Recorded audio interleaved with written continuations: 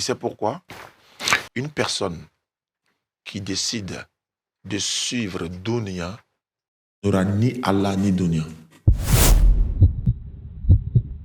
Assalamu alaikum wa rahmatullahi wa barakatuh. Votre frère Nino, ici présent encore, toujours les enfants d'Adam, pour un nouveau tournage, la partie 2, avec le grand Oustaz Diané, ici présent. On vous dit tous salam alaikum, avec mon frère Sidi, comme d'hab, l'acolyte. Donc, on vous invite à vous abonner sur nos réseaux. Donc, on a YouTube, les enfants d'Adam, tout simplement, ça va s'afficher normalement.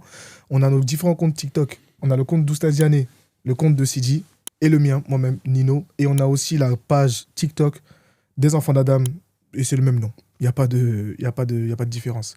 Donc, on se retrouve pour un nouvel épisode. Cet épisode, il est un peu spécial. Parce que d'habitude, on touche un peu des thèmes, la solitude, la musique, et ainsi de suite. Là, ça serait une interview personnalisée. On va apprendre à connaître un peu qui est Oustaz Diané. Sidi, est-ce que tu as un mot à dire? La vidéo commence. N'oubliez surtout pas de vous abonner, c'est très important. D'être actif aussi, même sur le site des enfants d'Adam qui va s'afficher. Il y a les vidéos pour être au courant des actualités qui vont se mettre en place. Donc, s'il y aura même des projets ou des vidéos qui comptent sortir très prochainement, en tout cas, c'est à moi d'être à l'affût sur les nouvelles vidéos qui risquent d'arriver. Et sur ce, moi, je vous souhaite le bon visionnage, tout simplement. En vrai, pas grand-chose à dire. Alors, Oustaz Diané, Oui. présentation, ciao. Alhamdulillah. Alhamdulillah Rabbil Alamin wa salatu wa salam ala ashrafil mursalin Muhammad ibn Abdullah sallallahu alayhi wa sallam wa ala alihi wa ashabihi ajma'in. Salam alaikum wa rahmatullahi wa barakatuh. D'abord, je remercie les enfants d'Adam. Chaque fois quand je suis de passage ici à Paris, vous me faites l'honneur de me recevoir, parler de mon actualité. Et je vous dis merci. Et je demande à tous ceux qui nous suivent à travers le monde de s'abonner à leur chaîne YouTube et toutes les autres chaînes, Inch'Allah, pour avoir plus de vidéos, parce que je ne suis pas le seul dans le domaine de l'interreligieux. On aura beaucoup de surprises, Inch'Allah. Alhamdulillah, ouais, tu m'as appelé le Chao. Ouais, ça, c'est c'est mon petit Ismaël Aka qui m'a donné ce surnom. Vous savez, quand on était très jeune, on regardait les films chinois. Il y avait un vieux qui était quelque part, un vieux, voilà, il ne parle pas trop. On l'appelait le Chao Mao dans les films chinois quand on était petit. Donc, c'est ce surnom-là qu'il m'a donné. À l'état civil, je m'appelle Diané Lassana. Mais dans la famille, à la maison, tout le monde m'appelle Mori. Mori veut dire, on va dire, l'enseignant. Parce que quand, dans le malinké, on dit Ameta Morife. Ameta Morife. C'est-à-dire, on va chez le marabout, l'enseignant, voilà, le sachant, etc. Je porte le nom de mon grand-père. Et mon papa a voulu que je sois un imam, etc. Mais bon, Allah en a voulu autrement. J'ai un grand frère j'ai deux de mes grands frères qui sont imams. Mais moi, je ne suis pas imam, moi, je suis prédicateur. Donc, voici un peu pour pouvoir planter le décor. Et est-ce qu'il y a des choses dans ton parcours de vie qui, pour toi, a été un coup de boost pour être là actuellement prédicateur, qui t'a motivé à dire, en fait, prédicateur, c'est ce que je veux faire? Oui, moi je suis chauffeur professionnel de base. Je suis conducteur professionnel. Mon permis fait près de 28 ans aujourd'hui que j'ai mon permis de conduire. Et puis j'ai travaillé dans beaucoup d'entreprises.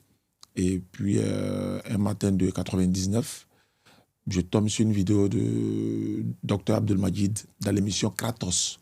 Le débat camouflé, ça passait sur les télévisions congolaises. Mais nous ne sommes pas abonné à la télévision congolaise. Donc, c'est un CD qu'un ami avait mis et il m'a appelé de venir regarder. Moi, étant chauffeur, ne sachant pas grand-chose, je suis allé regarder la vidéo. C'est là que, je ne sais pas comment ça s'est passé, mais c'est comme une adrénaline, quoi.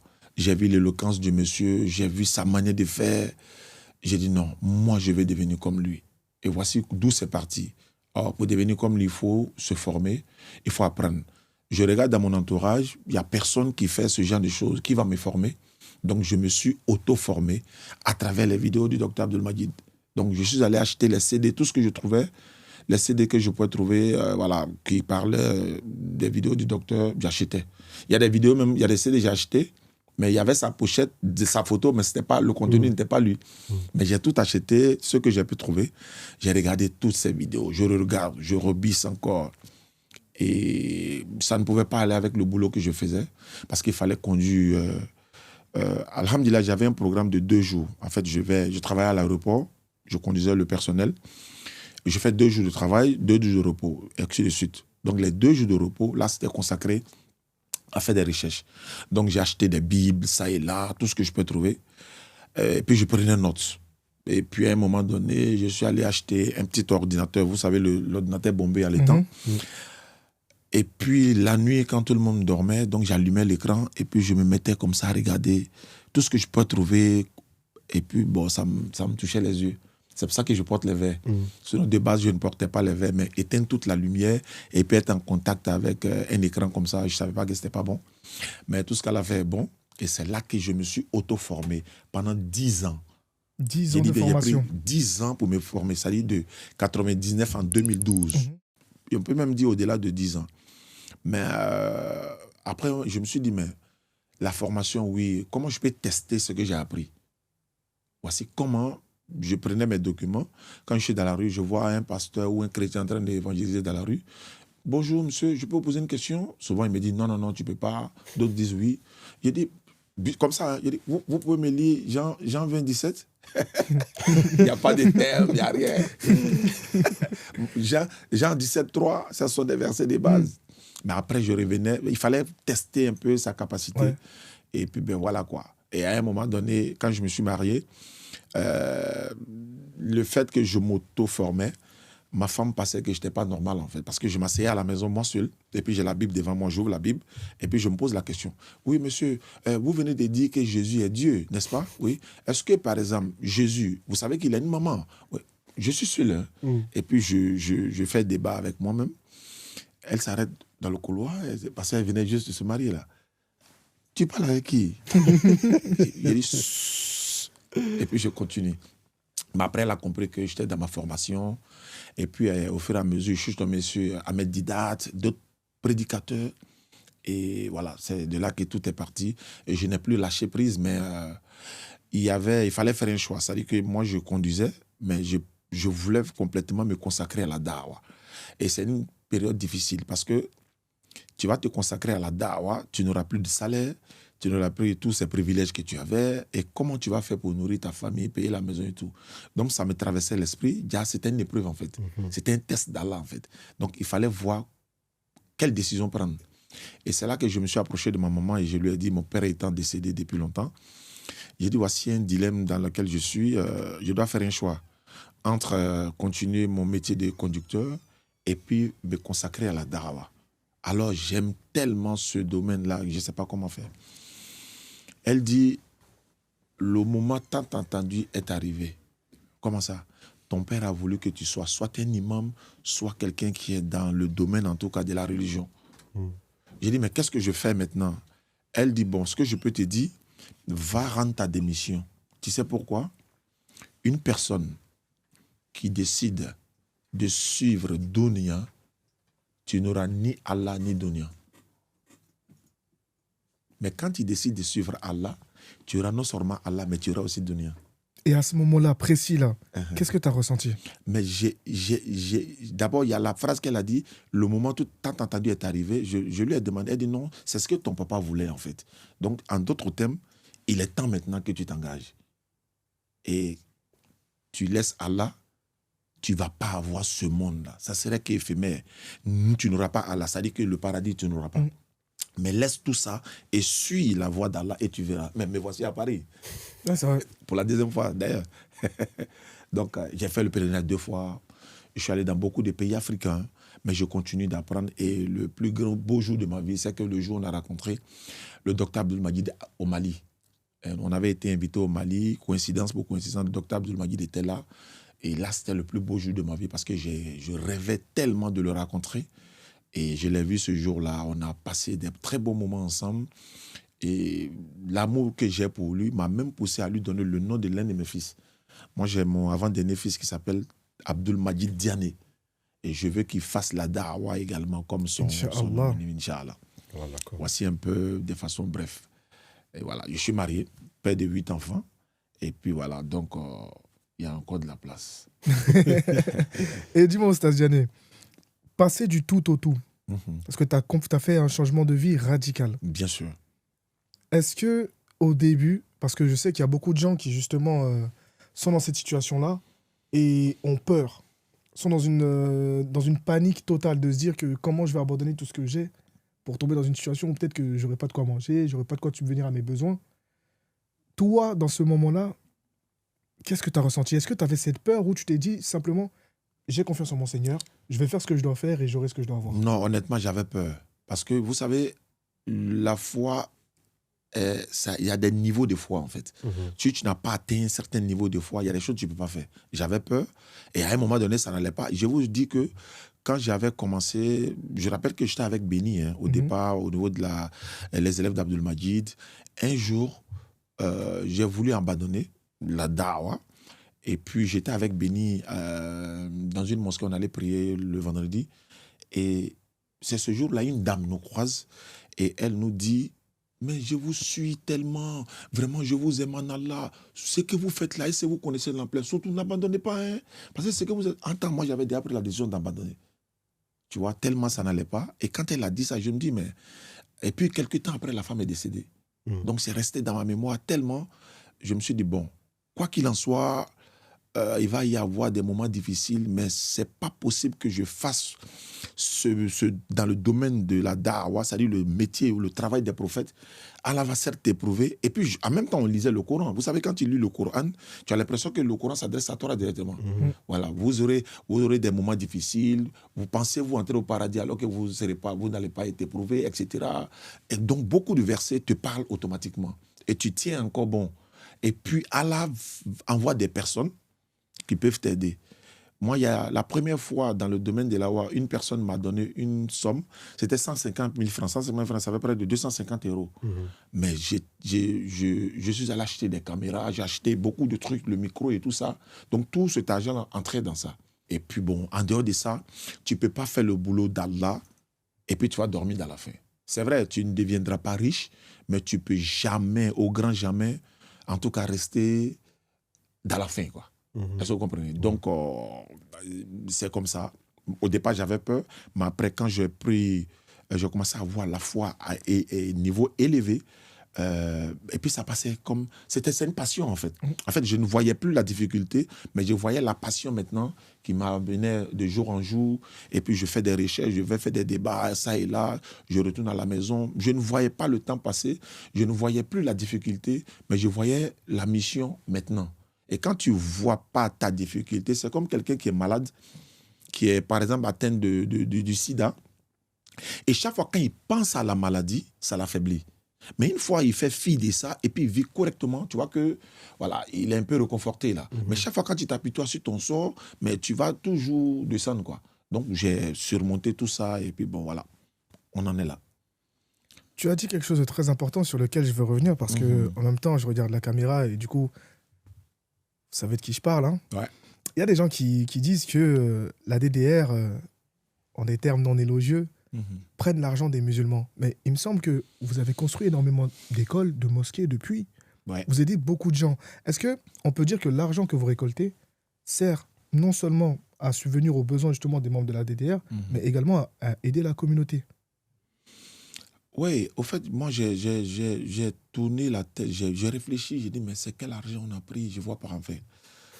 Des gens passent par la DDR, construire des mosquées pour la communauté. Des gens passent par la DDR, construire des forages, des puits et ça. Pour des non-musulmans même, il y a eu des villages où on a été, il n'y avait même pas de musulmans. On a fait des forages pour leur donner et puis on présente les vidéos. Je me dis, mais normalement, c'est à nous, la communauté doit donner de l'argent. On est d'accord? C'est à nous qu'on doit donner de l'argent pour faire la dawa. Imagine, Nino est là, le frère est là, tout le monde est là, et qu'on va qu'à nos occupations. Et que tous ceux qui font la dawa vont qu'à leurs occupations. Mais personne ne fera la dawa. Donc, ceux qui font la dawa, il y a des gens normalement qui doivent les soutenir. Donc, si certains disent que la DDR vole l'argent de la communauté, moi, je vais savoir quel argent. Parce que on a construit certes des mosquées. On a même un grand terrain qu'on va construire un centre bientôt. Un centre, parce que le docteur Abdul Majid a dit, la mère de l'interreligieux, c'est le Congo, mais la capitale, c'est la Côte d'Ivoire. Donc, dans la capitale, il y aura un centre qui sera construit, Inch'Allah, où la formation de l'interreligieux va partir, il y aura l'encadrement des convertis, les enfants iront à l'école franco-arabe, etc., etc. Il y aura des dortoirs pour, par exemple, quand on reçoit beaucoup de convertis qui sont rejetés par les familles, là-bas, comme ça, on peut les loger en attendant de leur trouver un endroit, par exemple. Mais moi, je ne vois pas de quoi on parle. Voler l'argent de la communauté et puis on n'a pas été convoqué, il n'y a pas de plainte contre nous, il n'y a rien de tout ça. Et jusqu'à voler le paradis des gens, je me suis posé la question, comment on fait pour voler le paradis de quelqu'un? Je sais pas. Avec 300 et quelques convertis dans moins de 6 mois, et puis près de 3500 à 4000, voire 5000 convertis pendant tous les instants de la DDR, qui sont des chrétiens devenus musulmans, des musulmans devenus chrétiens qui sont revenus à la maison, des musulmans qui ont eu la foi renfermée. Comment on fait pour voler le paradis? Je me suis posé la question, mais après j'ai compris que, vous savez, il y a un adage africain qui dit, vous savez, quand le chimpanzé voit un fruit et qu'il ne peut pas l'atteindre, il dit le fruit est pourri. Parce que lui, il ne peut pas l'atteindre. Donc, non, laissez ça, c'est pourri. Parce qu'il a beau sauter, il n'a pas pu l'avoir, donc il trouve que c'est pourri. Est-ce que vous comprenez ce que je veux dire? Ce que nous on fait, si l'autre ne peut pas le faire, il trouve que ce que nous on fait est mauvais. Mais si c'est lui qui le faisait, ça allait être bon en fait. C'est ce que ça veut dire en fait. Mais comme il va le faire. Donc, mais la meilleure manière de voir, c'est que si moi je fais, si par exemple Nino fait quelque chose que moi je ne peux pas le faire, et qu'on a les mêmes objectifs, je dois faire droit pour Nino. Parce que je ne peux pas faire ce que tu fais. Oh, tu es en train de faire ce que je veux faire. Mais je fais droit pour toi. Parce que tu fais le travail à ma place. Et les imams qui nous racontent dans la rue, mais ils font des bénédictions pour nous. Moi, je me rappelle, il y a un imam qui m'a raconté une fois, il était en train de pleurer. Parce qu'il se retrouvait en nous. Il disait, si j'étais encore jeune, j'allais faire la dawa comme vous. Quand je vois comment vous défendez l'islam, il dit, souvent on vous pose des questions, j'attrape ma tête. Est-ce qu'il pourra répondre? Et puis la question devient très facile. Il dit, non, c'est la grâce d'Allah. Il dit, vous faites le travail des imams et nous, on fait doigt pour vous. Mais si... Et regarde, par exemple, nous sommes dans le domaine de l'interreligieux. C'est ce que je dis toujours. Nous ne défendons pas une branche dans le domaine de l'interreligieux. Nous défendons l'islam. C'est ce que ça veut dire? Nous, on défend l'islam. Ce qui veut dire, le chiite, c'est mon frère. Le sunnite, c'est mon frère. L'ahmadiyya, le qui que ce soit, il est mon frère. Mais il y a des divergences entre nous, on règle ça en interne. Mais moi, je suis là pour défendre l'islam dans sa totalité. Qu'il soit chiite, qu'il soit sunnite, qu'il soit salafiste, qu'il soit tidjani, qu'il soit quoi que ce soit. Tant que nous sommes là, nous défendons l'islam face à l'adversité, face à la mécréance, face au koufar. Mais je ne suis pas d'accord avec toi de ce que tu dis. Allons à la maison, allons régler. Toi, chiite, tu as dit, Aïcha a fait ça, je ne suis pas d'accord. Rentrons dans la chambre, allons régler. Ce n'est pas en public. Allons régler à la maison. Je ne suis pas d'accord avec ce que vous avez dit. Je ne suis pas d'accord, je ne suis pas d'accord. Et comme ça. Mais quand on est là, moi, je dis non. Moi, je défends l'islam. Et ça, c'est notre position à nous. Mais par contre, d'autres sont là. On est lancé. Quelqu'un, il est dans un élan. Mais vous le retenez avec c'est-à-dire des sujets qui n'ont pas de sens, qui ne sont pas l'objet du salut. Est-ce que Jésus est mort? Non, il n'est pas mort. Est-ce qu'Allah a bras? Non, il n'a pas bras. Est-ce qu'Allah a tête? Il n'a pas tête. Mais le chrétien, là, il s'en fout de ça. Il te dit Jésus est Dieu. Toi, tu dis quoi? Toi, tu es là entre nous. Non. Allah est la bras. Est-ce qu'on doit laisser barbe? Est-ce qu'on doit couper pantalon? Mais ce n'est pas ça qui nous rentre au paradis. Il y a ta fille. Tu sais que ta cousine, là, le pasteur l'a récupérée. Comment tu fais pour la reprendre? Tu vas aller dire devant le pasteur, il ouvre la Bible de dépôt, tu vas lui dire Allah, bras, Allah n'a pas bras. Ce n'est pas ça qui s'intéresse. Donc, c'est des débats qui n'ont pas lieu d'être, en fait. Moi, ça me vraiment... C'est pourquoi j'ai dit, bon, heureusement qu'on a les éboueurs. Ils sont là. Ils donnent du répondant à ceux qui veulent vraiment qu'on leur réponde. Et voilà un peu quoi. Donc, c'est un peu ça. Nous, on remercie Ahmed Didat, même qu'on ne l'a pas vu. Zakir Naïk qui fait la fierté de la communauté musulmane aujourd'hui. Abdul Majid qui en a fait, qui continue de faire. Nous, on fait bénédiction pour eux parce qu'ils nous ont mis sur la voie. Et quand les musulmans, et un musulman va aller trouver que son frère est égaré, comme si toi, tu as la clé du paradis avec toi. Nous, on est égarés, oui, parce qu'on a fait une erreur. Attends, c'est comme Abdul Majid me disait, il dit, tu vois le shaitan, vous savez, tu vas désobéir à Allah pendant 100 ans. Le jour où tu te répands, Allah te pardonne. Tu vas faire les bêtises. Le jour où tu décides de te repentir, sincèrement, tu viens vers Allah et te pardonne. Mais le shaitan, Lorsque tu l'obéis pendant 100 ans, il est content. Le jour où tu le désobéis, il te détruit. Et il va te montrer toutes tes erreurs. C'est-à-dire que tu as converti 1500 personnes en islam. Le jour où tu dis Allah habite au ciel, c'est fini. Il oublie tout ce que tu as fait de bon. Et ça, c'est le comportement du shaitan, ça. Toute personne qui se comporte mal, c'est le comportement du shaitan. Parce qu'il ne regarde pas le bien que tu as fait. Mais un être humain se trompe. Le frère, tu as dit ça. Non, c'est par son omniscience. Il n'est pas partout physiquement. Ah, mon frère, vraiment, merci beaucoup pour cette compréhension. Mais même si je ne viens pas me corriger, laisse-le avec Allah. Le jour, il va comprendre, ça va venir. Mais tu sors sur la toile et tu le dénigres. Malgré que nous disons que oui, on reconnaît qu'on a commis une erreur, vous continuez le dénigrement. Le but, c'est quoi? Le projet, c'est quoi? Qu'Allah nous pardonne. Amin. Et c'est ça la vraie question. Le projet, c'est quoi? Le projet, les gens, ils le voient un peu comme si c'était le but de relever les erreurs de chacun. Alors que pas du tout. Il y a une parole qui est connue, par exemple, de Ali ibn Abi Talib, qu'Allah l'a gré, dans le sens où il dit que lorsque tu parles avec les gens, il faut que tu habitues ton dialogue. C'est-à-dire qu'il faut que tu saches de quoi tu veux parler avec un type de gens. Aujourd'hui, le but ici, c'est de solidifier tout le monde. Le but principal, quand Allah Rajil, il parle dans Sourate Al-Baqarah, verset 21, il ne te dit pas le but, c'est de voir qui est bon, qui n'est pas bon. Le but, c'est d'adorer Allah Azza wa Jal. Donc forcément, les gens qui ont cette problématique-là, faut leur faire darwa. T'as oublié un truc. Dans la vérité.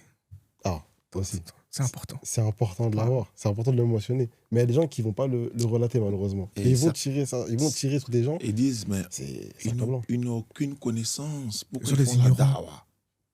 Et ils font moins de 10 ans. Généralement, mais moins de 10 ans on n'a aucune connaissance. On fait la dawa parce que les savants sont en train de dormir. C'est la raison, c'est tout. Si les savants que vous êtes sur le terrain, mais nous, on se couche et puis le travail est fait. Mais si les savants ne sortent pas, les ignorants vont sortir. Et quand les ignorants sortent, Allah met la baraka, les savants sont jaloux encore.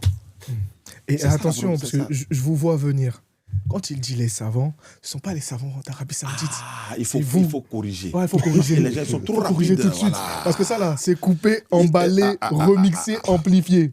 Directement. Merci pour... Vraiment, tu le connais. Hein. Ah non, les gardiens du paradis, ils sont à cheval devant les grilles. Exactement. Ceux qui autoproclament savants et qui ne font que nous critiquer nuit et jour, c'est de cela que je parle. Voilà, parce qu'au lieu de nous encourager, si vous nous critiquez, une fois, certains, après tellement ils ont dit, ouais, ils n'ont pas la connaissance et tout, on était au Figaro, en plein public, on a déposé les micros, Ismaël a introduit moi et ensuite, et puis on a dit, bon, on vous attend, on laisse la place, mais on était assis à côté. 1 heure du temps, la caméra est là, personne n'est venu. Mais c'est ça, on est prêt à laisser faire. Vous étiez où? On vous laisse faire. On n'a pas dit seulement en co-live et tout ça. Non, allez-y sur le terrain. Allez-y affronter. Hein, allez-y, le corps à corps. Et puis, bon, voilà, le professeur Salam descendait dans les marchés. Hein, il va croiser des gens. Il parle avec eux.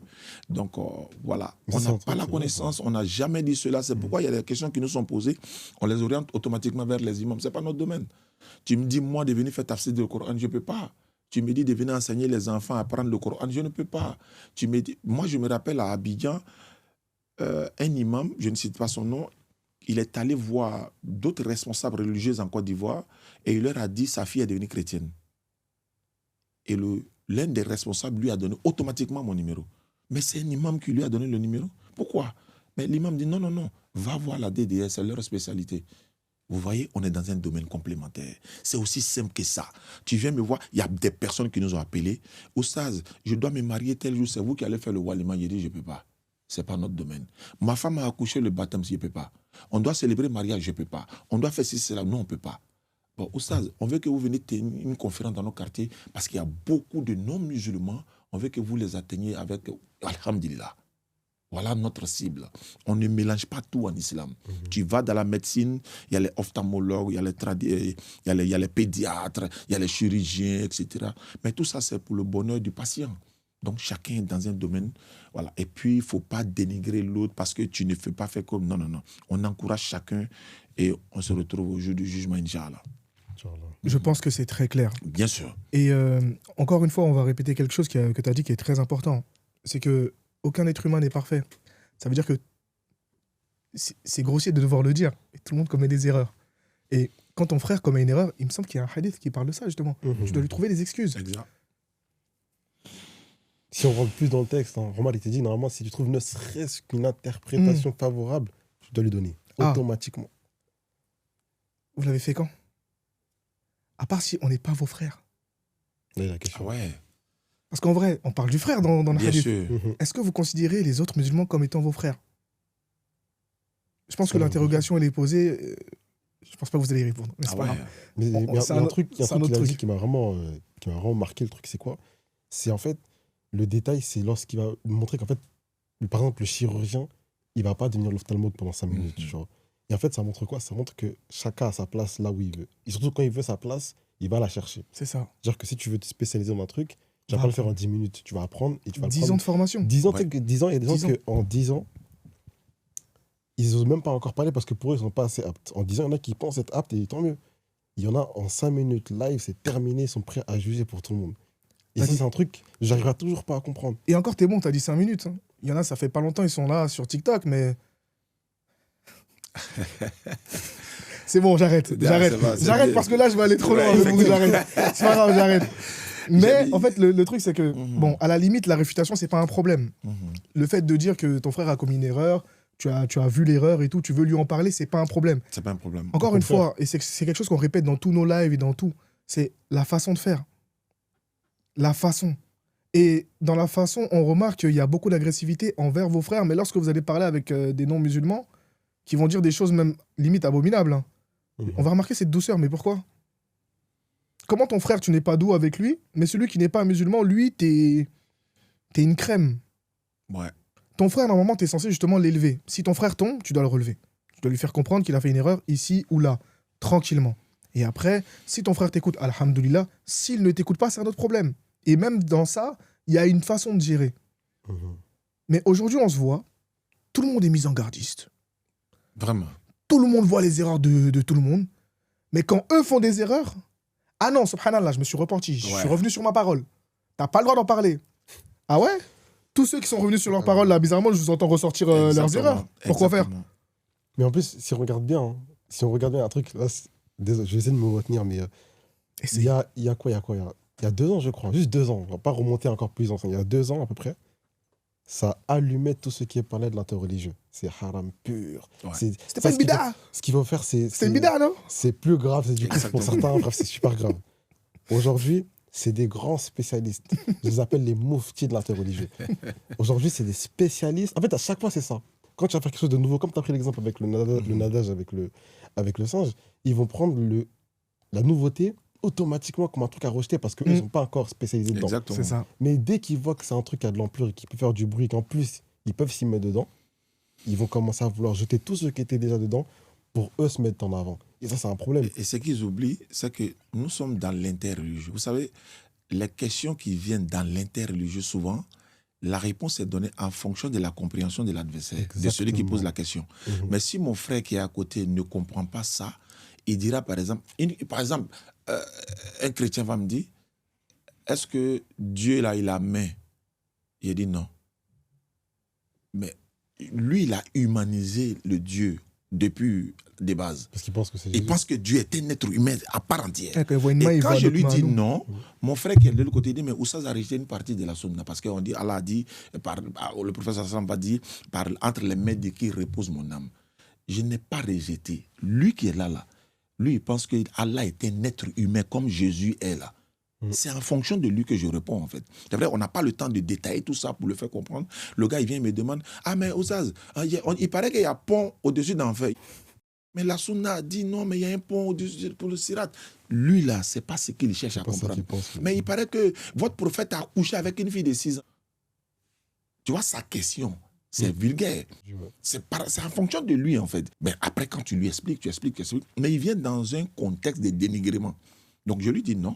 Ou bien, tout le monde passera par l'enfer. Il dit non. Mais l'homme comme ça, tu vas lui expliquer que non. Tu sais, quand il a dit tout le monde passe par l'enfer, le pont Sirat, voilà ce que ça représente.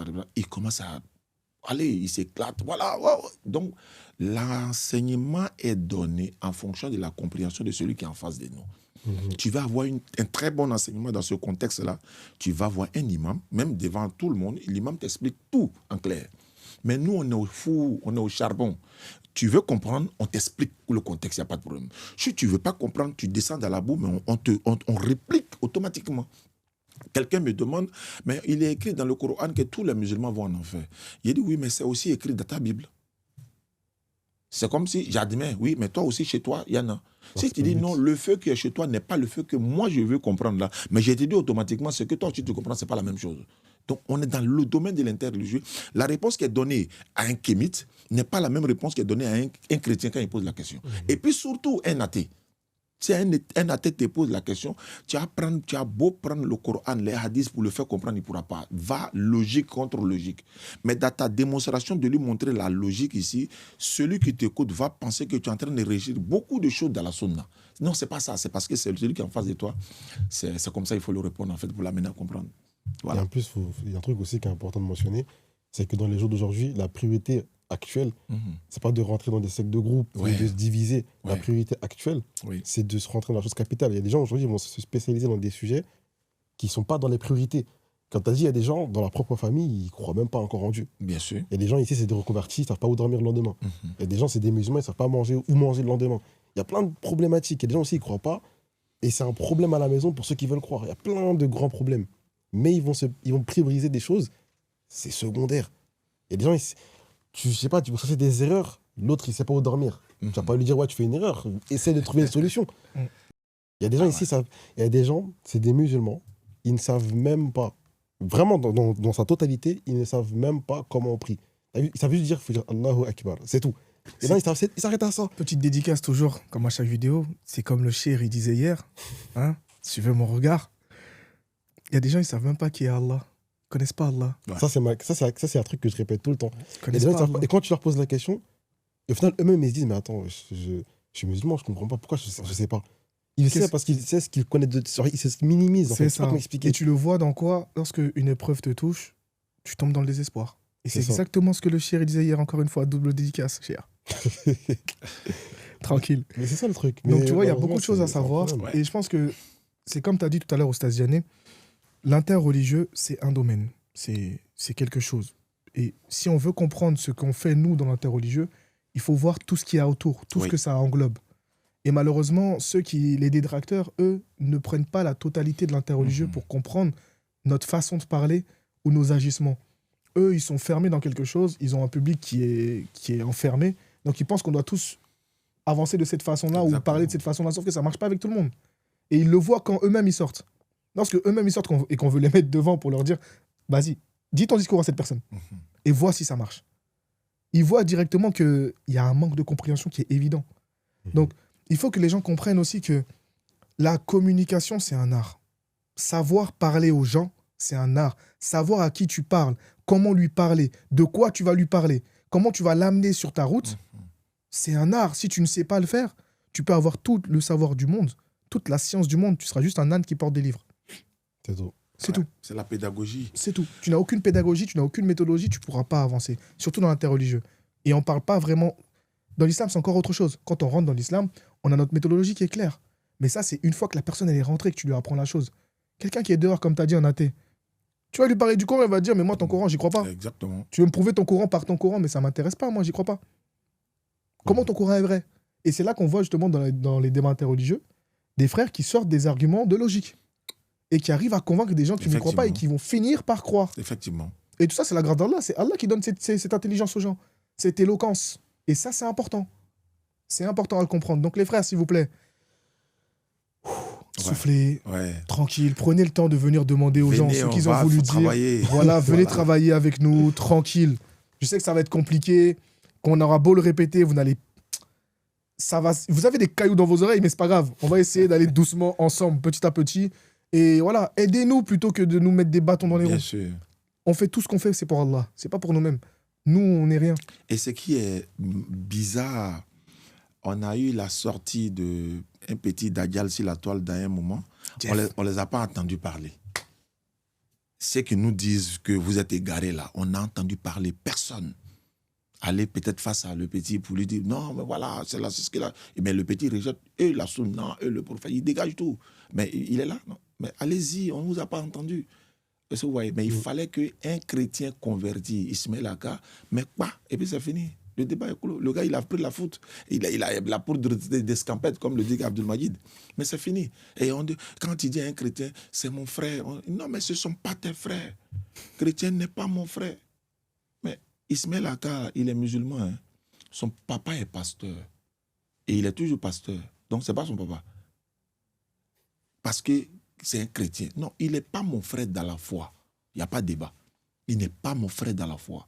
Il est mon frère adamique, il est mon frère africain, il est mon frère ivoirien, il est mon frère dans l'humanité.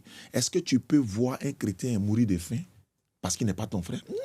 Tu vas lui donner à manger. Et d'ailleurs, l'action que tu poses peut l'amener en islam. Le prophète a amené à l'islam. Beaucoup de personnes sont converties en islam de par son comportement, sa générosité, l'approche qu'il avait auprès des gens et tout, de par son comportement, sans même autant parler. Bon, ils sont dans ce blocus de trucs-là. Donc, on vous attend. Lorsque vous verrez une actualité sur la toile qui va peut-être toucher la foi du musulman, c'est vous qu'on a besoin. Parce que tout ce que nous faisons, moi, je ne vois pas en quoi ça égare quelqu'un. Abdul Majid est chiite, il est ceci, cela. Est-ce que Abdul Majid est chiite là? Nous, on ne va pas au paradis pour ça. Est-ce qu'on va le régner pour ça? Est-ce qu'il ne restera pas notre maître? Est-ce qu'il ne nous a pas inculqué des valeurs spirituelles, morales? Il ne nous a pas enseigné ce que nous sommes en train de faire? Alors, s'il est devenu chiite, il est devenu chrétien pour autant, il est devenu mécréant pour autant, ça veut dire quoi ça? Mais regardez, vous n'avez aucune preuve de ce que vous dites. Mais en fait, on dit ça chez nous, on s'en fout de ça. Nous, on s'en fout de ça. Jésus est mort, il n'est pas mort. Il va venir, il ne va pas venir.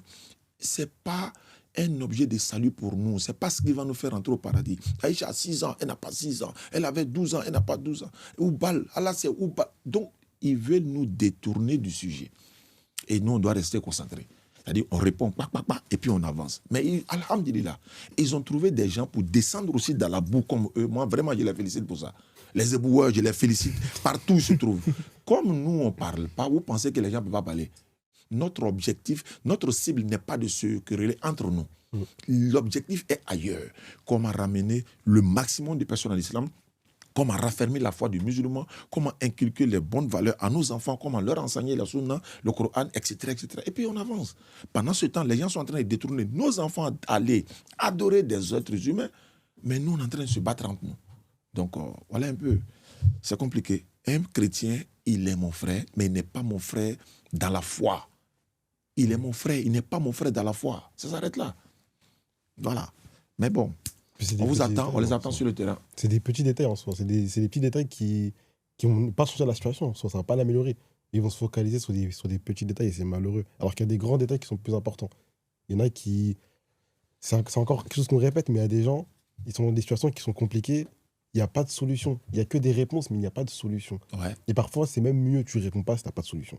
Il y a des gens, comme j'ai dit, demain, leur loyer va sauter. Tu ne vas pas leur dire... Ton loyer va sauter, ok, je ne peux pas te donner de solution. Par contre, tout ce qui est riba, tu mets de côté, sinon c'est haram, tu vas mener la guerre à Allah. Tu fais que des rappels, c'est pas faux, hein, mais tu vas que lui faire des rappels où au final, c'est je dors comme ça, j'attends que la police elle toque à la porte comme ça et je jette dehors dans la rue comme ça. C'est tout. Ouais. Non, c'est mieux, tu parles pas, tu laisses si tu n'as pas de solution. Tu vas que l'enfoncer dans sa problématique.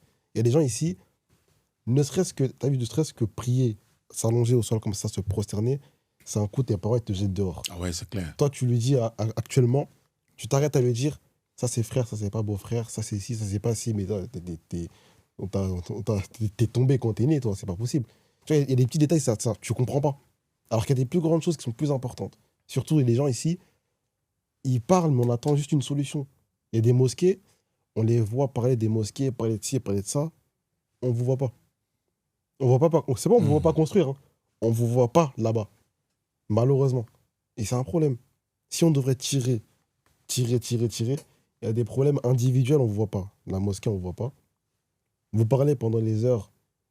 Bref, vous parlez pendant les tiers de nuit, on ne vous parle pas. Vous débattez, on ne vous voit pas pendant les cours. On ne vous voit pas pendant des révisions. On ne vous voit pas lire le Coran. Quand vous lisez, vous faites des fautes de fou. Parfois, c'est... Wesh. Des fois, c'est les mêmes mécréants qui sont arabes qui vous corrigent sur la langue arabe. Mais il y a un truc qui ne va pas. Il y a un truc qui ne va pas. Donc si on devrait tirer, au final, on va tous se tirer dessus et c'est fini. Mais c'est pas le but. Le but, c'est qu'on avance tous ensemble. S'il y en a qui sont spécialisés dans la langue arabe, c'est les meilleurs pour enseigner. S'ils sont spécialisés dans le Coran, c'est les meilleurs pour enseigner. Et ceux qui sont spécialisés dans l'intérêt religieux, c'est les meilleurs pour aider. Comme il a dit, on est tous complémentaires. Chacun a ses qualités. Celui qui est chirurgien, il est bon pour opérer. Celui qui est ophtalmo, il est bon pour prescrire des lunettes. Chacun a son domaine et on avance tranquillement. Et c'est bon, c'est carré. L'interreligieux va prendre de l'ampleur au fur et à mesure parce que c'est l'une des formes de da'wah la plus meilleure. parce qu'on est confronté à tout le monde en même temps, mais surtout les non-musulmans.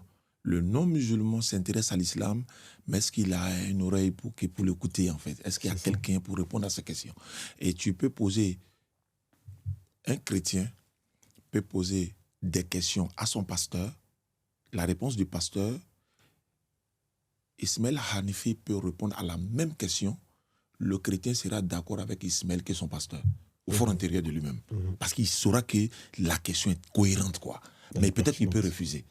La même question, tu la poses à un musulman qui est dans peut-être le domaine de l'interreligieux, il pose à son pasteur, il va donner une réponse bizarre, mais le musulman va te donner ça de façon cohérente, claire, logique.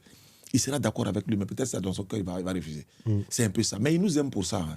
Les chrétiens nous aiment pour ça, mais bon, après, quand ils regardent l'environnement, et puis les gens sont en train de venir avec cette histoire de musulmans arabes, c'est-à-dire on est musulmans, on est forcément arabes, d'autres qui sont en train d'adorer leurs ancêtres, ils attaquent plutôt les Arabes, parce que pour eux, tout ce qui est l'islam est lié aux Arabes. Ouais. Donc, comme ils ont un problème avec les Arabes, il y avait une vidéo récemment où un seul Arabe, il a converti tout un village des Kémites. Un village. Il a dit, bon, ça c'est un seul Arabe. Hein. Bon, imagine s'ils tous descendent en Afrique, c'est gâté. Donc, restez tranquille, venez, on va faire la dawa. Donc, l'interreligieux, nous invitons beaucoup d'imams. Il y a eu un groupe d'imams qui sont venus au bureau à Yopougon, chez nous. Ils sont venus voir Ibrahim le laboratoire. Ils lui ont dit, il veut apprendre l'interreligieux avec Ibrahim. Vous voyez? Mais c'est une très bonne chose. Nous étions surpris, mais en même temps, on était heureux parce qu'on s'est dit, l'imam a déjà la connaissance du Coran, des hadiths. Il connaît la langue arabe, il connaît tout ça. Il suffit de lui ajouter un peu et puis c'est fini. Le tour est gagné. Mais il y a un imam, Ismaël Aka, l'imam qui l'a converti, un jour, il était là et puis il a dit, il y a mon imam qui m'appelle. Il est allé et puis il est revenu. Il a dit, c'est ce qui s'est passé. Il y a des pasteurs qui sont allés évangéliser mon imam. Et ils ont essayé de donner des versets erronés à l'imam, ils veulent le tromper. Il n'a même pas discuté, il a appelé Ismaël pour venir. Mais le temps Ismaël va venir, ils étaient déjà partis. Donc vous voyez, donc c'est comme ça, quelqu'un qui fait ton travail, un boulot que toi tu ne peux pas faire, alors que tu as l'envie de faire, fais doigt pour lui et encourage-le. C'est tout. Voilà. Et je pense que c'est important de préciser aussi que quand tu as parlé des savants, ça je pense que c'est vraiment un truc qu'il faut marquer dessus. Ouais. Le but de l'interreligieux, ce n'est pas de remplacer ou de jeter les savants. Pas du tout. Celui qui est spécialisé dans l'interreligieux, il ne veut pas prendre la place de l'imam. Oui. Il veut soutenir l'imam. C'est vraiment un truc important de le mentionner. Oui, effectivement. Il y a des imams qui ne sont pas qualifiés sur certains points. Oui. Ils vont voir d'autres imams. Ceux qui travaillent dans l'interreligieux, ils ne sont pas qualifiés sur les places de l'imam. Il va appeler l'imam. Oui. Et inversement. On s'entraide. C'est comme une famille, tout simplement. Non, il y a des versets du Coran, on ne comprend pas. On va automatiquement vers l'imam. Il faut nous décortiquer ça. Il nous explique tout avec son contexte, tout. Et on retourne sur le terrain avec. C'est comme ça. Et ils sont heureux même de nous enseigner cela. Et dès que vous avez un souci d'incompréhension, venez. On est là 24 heures sur 24. On va vous enseigner parce que vous faites le travail de la communauté. C'est ce qu'ils disent toujours. Ce n'est pas pour nous. Vous faites le travail de la communauté. Et ils sont heureux de voir des jeunes aujourd'hui, même des sœurs et tout ça, qui se lancent un peu dans le domaine de la dawa. Il faut des gens pour faire la dawa, la transmission du message, parce qu'on est dans un combat de communication. Voilà. Et la toile est vraiment inondée aujourd'hui. Il y a de tout. Il y a un peu de tout. Donc, quand tu vas, tu écoutes, tu n'as pas l'esprit du discernement. Et surtout, tu peux donner un enseignement à quelqu'un tout à l'heure. Il quitte là, il va dans un panel chrétien. Tout ce qu'on lui a dit là, tout va quitter dans sa tête parce qu'on le mélangeait automatiquement. Et c'est ce qu'ils ont fait avec la fille qui s'est convertie. Voilà. Ils sont allés monter sur sa page, essayer de la mélanger. Ils lui ont posé des questions sorties de son contexte. Elle aussi, elle a donné un verset de la Bible où on dit quand tu avais une fille, tu dois obligatoirement la marier. Mais c'était la panique. Tu vois, donc elle était un peu préparée, quoi. Donc on encourage tous ceux vraiment qui font la dawa de continuer leur forme de dawa, d'encourager également ceux qui font l'interreligieux. Tout ça, c'est des bonnes guerres. Le but principal pour nous tous, c'est d'amener le maximum de personnes en islam. Et le but n'est pas de s'entre-déchirer entre nous. Si Ismaël a commis une erreur ou Sadiane a commis des erreurs, c'est normal, c'est un être humain. Et il faut des erreurs pour qu'on te corrige. Alors, si on ne te corrige pas, si tes erreurs, mais tu vas introduire ces erreurs-là ailleurs. Donc, même pour corriger, on ne vient pas sur la toile pour dire il est égaré, il a fait ceci. Là. Non. Frère, prochainement, voilà ce qu'il faut dire, voilà ce qu'il faut dire, voilà ce qu'il faut. Toi, tu as joué ta part. Qu'ils le disent ou pas, toi, tu as joué ton rôle. Maintenant, si tu veux le corriger d'une autre manière, tu fais une vidéo, tu ne le cites pas. Tu dis, bon, si personne, désormais, si vous attendez quelqu'un dit, par exemple, tant ça, voilà ce que les savants ont dit, voilà ce que les savants ont dit, voilà ce que les savants ont dit. Tu déposes la vidéo. Celui-là, il va se retrouver automatiquement. Mais tu viens dire automatiquement, la DDR vole l'argent des gens et le paradis des gens. Apporte la preuve, frère, on va se repentir. Il y aura peut-être les rembourser, ou bien ils vont nous convoquer, on va leur répondre de nos actes. Voilà. Qu'Allah il facilite. Amin, amin. Mais en tout cas, c'est vraiment le message central aussi de la vidéo. C'est vrai, c'est très important. Vous avez beaucoup appuyé dessus. C'est cet aspect de collaboration. C'est qu'on est tous ensemble, on est dans le même bateau et on va tous dans la même direction. Donc le but, c'est de vraiment s'entraider, se corriger mutuellement de la meilleure des façons. Et il n'y aura rien de mieux et le résultat ne sera que meilleur. Proposons des concepts, proposons des choses à faire, proposons des idées, des moyens d'aider la communauté et allons devant, faisons les choses. Et encore une fois, si on le fait mal, vous savez, la place est libre, il y a de l'espace. Allez devant, montrez-nous comment faire. Parce que tu ne peux pas pointer du doigt quelque chose en restant dans l'ombre. Ouais, Ça ne marche pas. c'est vrai. Si quelqu'un fait quelque chose de mal, va devant, montre-nous comment faire. Comme ça, nous, on fera mieux aussi Oui, derrière. c'est comme ça, on va C'est s'améliorer. Et puis, on a beau ne pas essayer de regarder cet aspect-là de la chose, on est obligé à un moment de devoir s'asseoir et en parler. Parce que, bon, comme tu l'as dit, Oustaz, vous ne répondez pas. Vous avez laissé énormément passer de choses pendant plusieurs années et ça pèse sur beaucoup de cœurs. Et on voit aujourd'hui avec TikTok l'avènement justement de plusieurs lives qui peuvent durer des semaines sur ce genre de sujet où des gens s'entre-déchirent, des gens s'attaquent et ainsi de suite. Ils commencent à comprendre qu'ils ont du répondant en face. Mais le but, c'est pas ça. Le but, c'est pas de s'entre-déchirer. Le but, c'est de vous faire comprendre que il se peut que vous disiez vrai. Il n'y a pas de souci. Mais comment vous le dites ? Il me semble que demain, si un de vos parents fait une erreur, vous n'allez pas venir en l'insultant. Vous allez venir lui parler, lui expliquer l'erreur. Exactement. Bah, c'est la même chose avec tout le monde. Tous les musulmans sont frères. Il me semble que c'est la parole du messager d'Allah sallallahu alayhi wa sallam. Tous les musulmans sont frères. Donc, et il me semble qu'aussi le messager a dit que n'a pas la foi celui qui ne veut pas pour son frère ce qu'il veut pour lui-même. Exactement. Donc de la même façon que vous voulez qu'on vous traite, traitez les gens de cette façon-là. C'est de la réciprocité, c'est normal. Même dans la dureté, il y a une façon de l'être. On ne te dit pas d'écraser ton frère, on te dit de lui parler avec sagesse. Tu peux être dur tout en parlant avec sagesse. Juste être ferme dans ta parole. C'est deux choses différentes. Donc, soyons humbles. Revoyons nos priorités. Revoyons surtout pourquoi nous faisons ça. Si on le fait pour Allah, il faut être capable de reconnaître que certains font le travail. Ils bossent, ils font des efforts. Vous entendez Oustaz Ziané vous dire qu'il a fait 10 à 12 ans de formation. Tous ceux qui se lèvent sur la toile, vous avez combien d'années de formation ? Ah ouais. Encore une fois, c'est une simple question. Amin. Donc, s'il vous plaît, tranquille, apaisons les choses, revenons à quelque chose d'islamique, de simple. Chacun son domaine. Vous êtes des enseignants, enseignez. On a les débatteurs interreligieux, ils doivent débattre. C'est comme ça. C'est comme ça. Et dans tous les cas, vous ne l'arrêterez pas. Aujourd'hui, n'importe qui débat. Ah ouais, Tout le monde mais débat, ça monte partout. c'est ça, parce Et que il faut répondre. tout le monde n'est pas fait pour faire des débats également. Si vous ne savez pas débattre, ne débattez pas. Parce qu'Allah a dit dans le Coran, demandez aux gens du livre si vous ne savez pas, ou encore. Voilà. Donc, si vous ne savez pas, vous ne pouvez pas débattre parce que le débat est un art, c'est une spécialité. C'est un domaine bien précis. Donc, nous avons un domaine. Par exemple, on va t'appeler pour un débat sur un sujet. Même si on dit le tawhid, par exemple, toi, tu vas peut-être te baser sur le Coran, c'est vrai. Mais celui qui est en face de toi n'est pas musulman. Il va sortir du sujet, il va t'amener sur un terrain que tu ne maîtrises pas. Donc, le débat n'est pas fait pour tout le monde. Si tu ne sais pas débat, ne débattez pas. Il y a des spécialistes du domaine, en fait. Voilà, on fait recours aux spécialistes dans le domaine. Chacun son domaine, tranquillement, et on avance tous ensemble. Oustaz Ziané. Non. J'aime trop commencer comme ça. En disant Oustaz Ziané. Ouais. Alors, dis-nous, là, tu as tourné en France actuellement. Elle se passe comment ? Parce que là, tu es en train de faire le tour de la France. J'ai dit demander aux gens du livre, c'est plutôt aux érudits du livre. Ah. Voilà, parce qu'ils sont... Ils vont te sortir la sur 1094, ils vont te dire oui, aux mais ici, érudits du livre, si vous ne coupez savez pas la vidéo. Il a Attendez corrigé. qu'il finisse. Il a corrigé. Voilà. Attendez. Ah, et vous arrêtez pas, il a corrigé. Voilà, si vous voulez débattre, vous ne pouvez pas débattre, ne débattez pas. Parce qu'Allah, dans le Coran, demande donc aux érudits du livre, du savoir. C'est-à-dire, demande à ceux qui sont les spécialistes dans le domaine. Donc, si le débat n'est pas ton domaine, ne fais pas. Appelle Nino, appelle Ismaël, appelle tous les autres frères qui sont spécialistes dans le domaine. Voilà un peu, Inch'Allah. Donc, Oustaz, Non. là, tu fais la tournée en France. Ouais. D'ailleurs, tu devais débattre. On a essayé de trouver le Jésus. Ah oui, apparemment, il y a un Jésus qui est revenu en 2026, là. Ah ouais. Il est en Belgique. On n'a pas réussi à l'avoir. Mais en ce moment, tu es en train de faire la tournée en Effectivement. France. Comment Ouais. est-ce que ça se passe? Est-ce que tu rencontres des difficultés ou- Non, tout se passe très bien. On a été en Belgique, ça s'est très bien passé. On a également été à Lyon. Et puis, non, on devait aller à Lyon, mais ça a été annulé. Mais comme on sera à Strasbourg, Inch'Allah. Mais c'est dans deux contextes, en fait. Parce que j'ai mon ONG Oustaz Diané, qui est chargé des œuvres caritatives, humanitaires et tout ça. On fait des puits, les forages, rénovation des mosquées, construction et tout. Donc, il y a les personnes que je vais rencontrer, m'enquérir de leur expérience et puis voir un peu comment collaborer ou des partenariats. Voilà, dans ce domaine-là.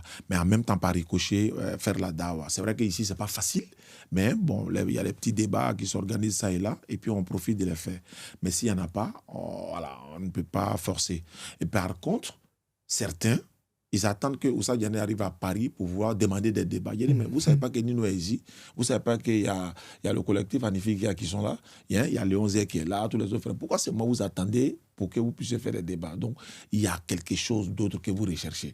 Donc, si vous voulez débattre, il y a Patriote qui est là, les autres frères sont là. Vous les appelez et puis, bon, vous organisez le débat sans problème.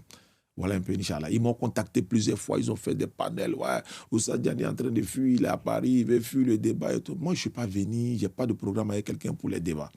Mais je pourrais quand même débattre avec des personnes qui sont sincères. Parce que l'autre, par exemple, récemment, on a débattu avec lui. Comment comprendre qu'on est en train de faire un débat? Tous les caméras sont positionnées, nos lives sont là, et lui, il a 2 téléphones qui sont en live. On dit chacun a 15 minutes de temps de parole. Il finit ces 15 minutes pendant que je suis en train de répliquer, maintenant réfuter, et mute tous les micros. C'est pas sérieux. Et tu as fait ça, on a eu toutes les preuves, on a vu que bon, tu n'es pas sincère.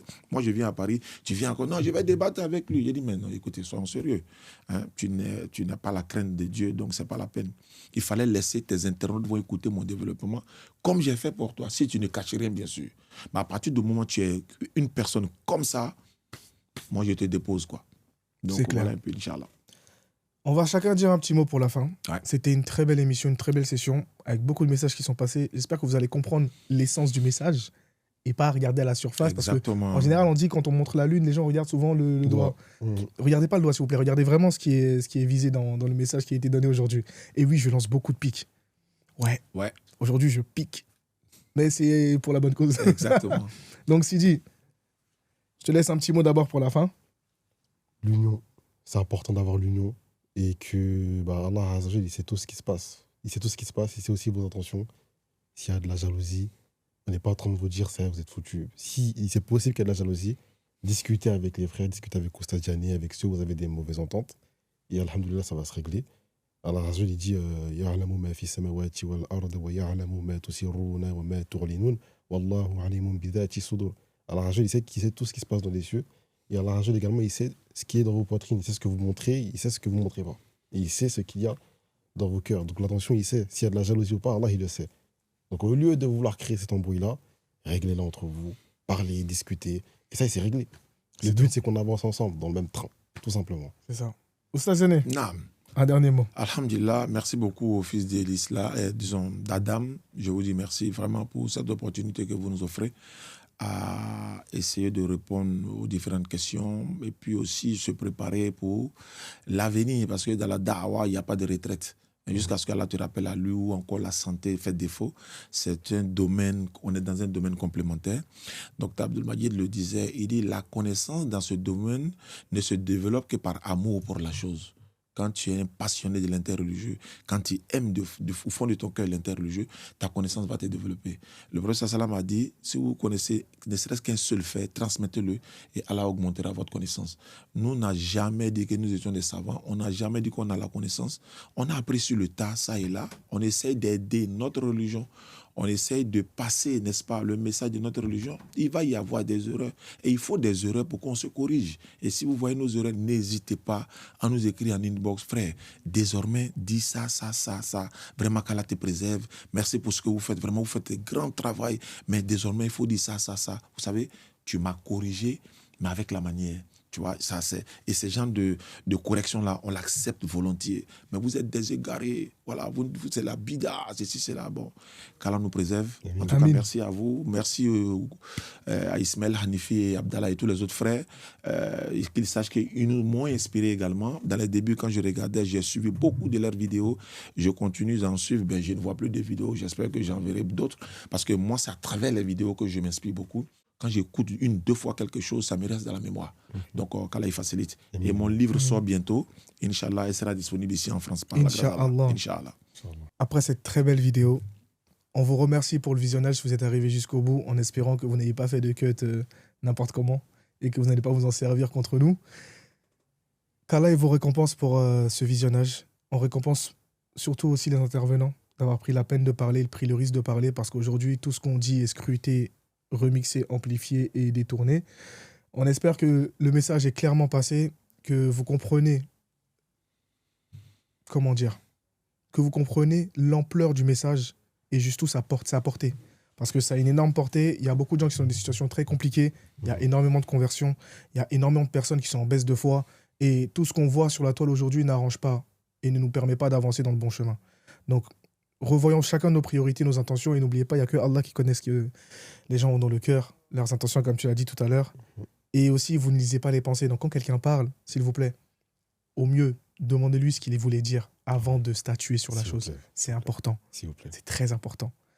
Donc, subhanaka Allahumma wa bihamdik, ashhadu an la ilaha illa anta, astaghfiruka wa atubu ilayk. Assalamu alaikum wa rahmatullahi wa barakatuh. C'était les enfants d'Adam en présence d'Oustaz Diané. On vous remercie. Assalamu alaikum wa rahmatullahi wa barakatuh.